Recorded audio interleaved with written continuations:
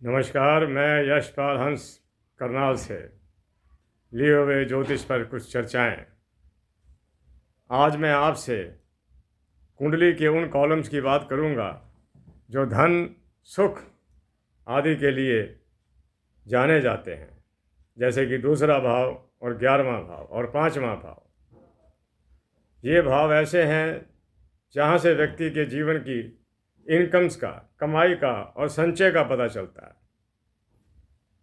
आज उस पर मैं थोड़ी सी चर्चा करूंगा और कोशिश करूंगा वीडियो छोटा हो ताकि आपको सुनने में सुविधा रहे। मेरे प्यारे बंधुओं, अगर किसी के दूसरे घर का स्वामी और 11वें घर का स्वामी, बड़ी ध्यान से मेरी बात को सुनना, दूसरे घर का स्वामी, लगन से अगला घर दूसरा घर, लगन से 2 घर पीछे 11वां घर के स्वामी 6ठे स्थान पर, 8वें स्थान पर या द्वादश स्थान पर बैठ जाए, वो व्यक्ति धन तो कमाएगा, अपना निर्वहन तो करेगा, गुजारा तो करेगा, लेकिन उसके पास धन की कमी रहेगी,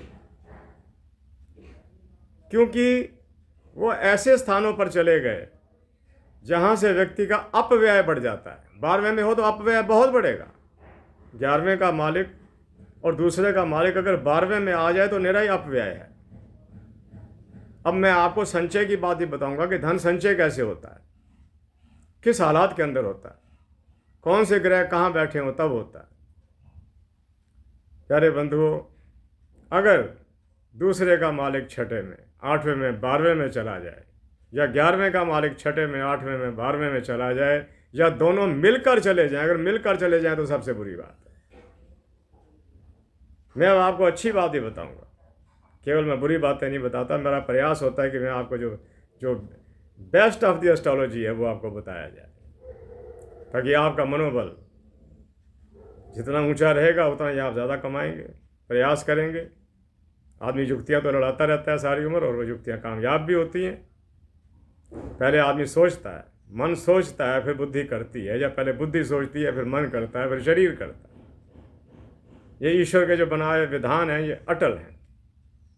तो आपने समझ लिया होगा कि अगर दूसरे और 11वें घर में, बार बार दोहरा रहा हूँ, दूसरे और 11वें घर का मालिक अगर इन 3 त्रिकों में चला जाए, 6ठे, 8वें, 12वें के अंदर, इनकम तो होगी लेकिन उसके मन वांछित नहीं होगी। अब आपको मैं एक और बात बताता हूँ जो 1-2 स्थानों पर मुझे देखने को मिली, और उसके परिणाम भी बड़े सुखद मैंने उनके देखे।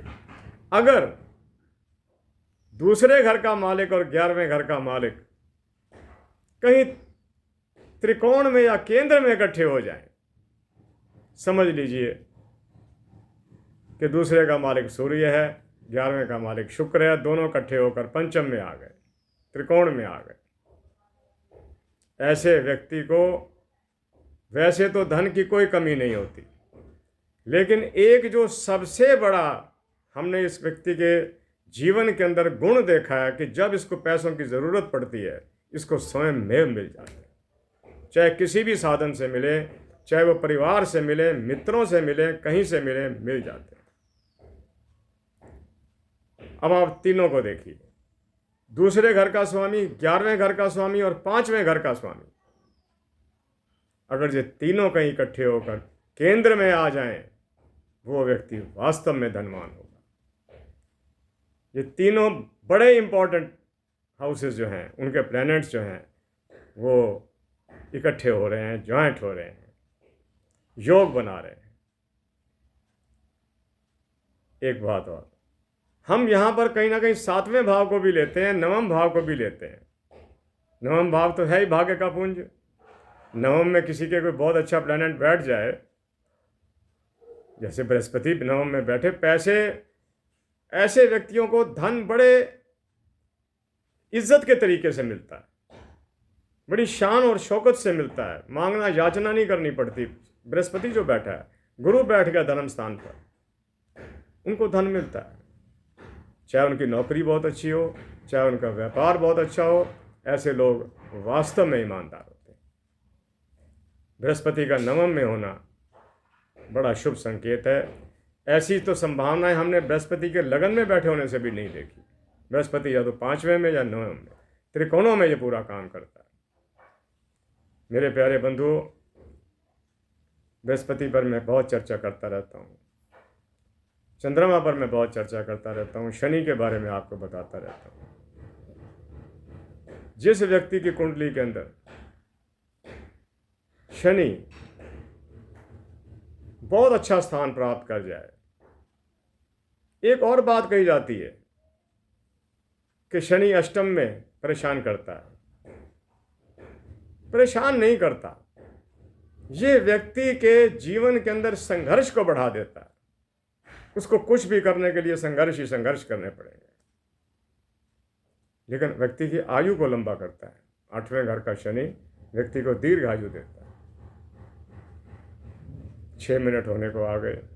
मैंने आज यही चीज़ आपको बतानी थी कि धन की कमी कब आती है, जब दूसरे और 11वें घर का स्वामी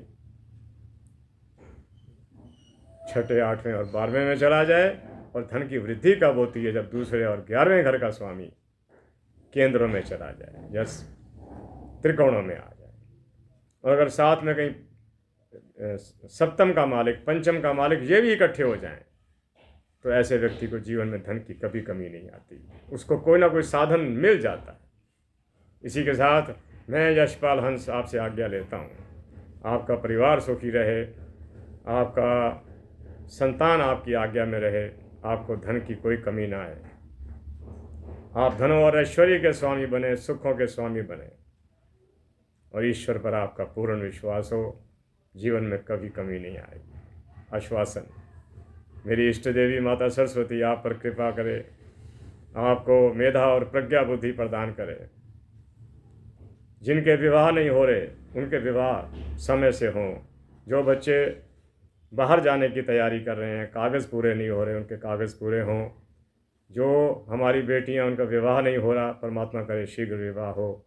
जो काम जीवन में जिस आयु में संपन्न होते हैं, मैं अपनी इष्ट देवी माता सरस्वती से कहता हूँ कि उन समस्त लोगों को जो मुझे सुनते हैं, उनकी सब इच्छाएं पूर्ण करना, इसी में मेरी खुशी है। आप सब्सक्राइब करते हो, लाइक करते हो, इसमें आपका धन्यवाद। इसी के साथ मैं यशपाल हंस करनाल से आपसे आज्ञा चाहता हूँ। जय जगत, जय भारत, नमस्कार।